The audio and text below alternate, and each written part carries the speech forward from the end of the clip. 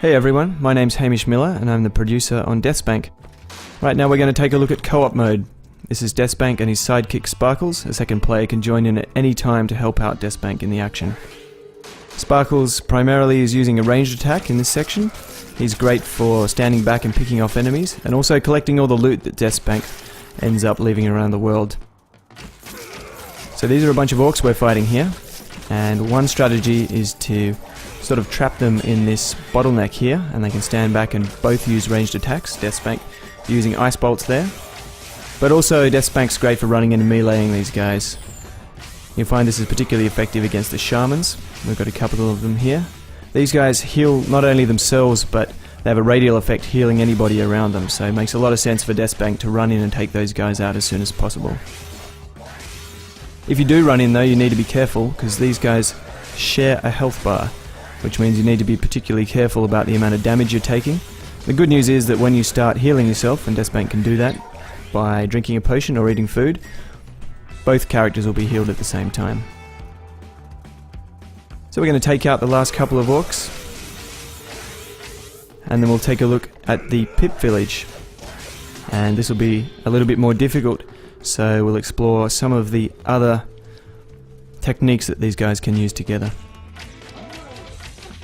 This is Sparkle's flamethrower attack.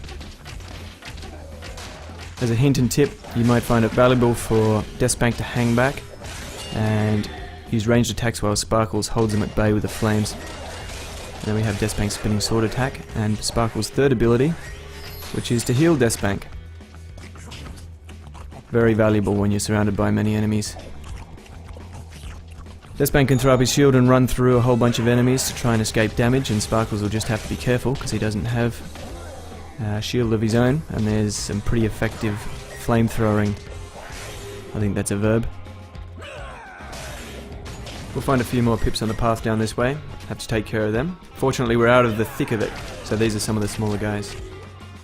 Great flamethrowing there again.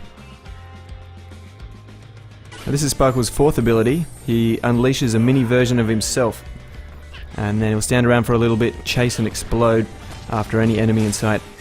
So we just missed that guy. We're going to try it again. Here we go.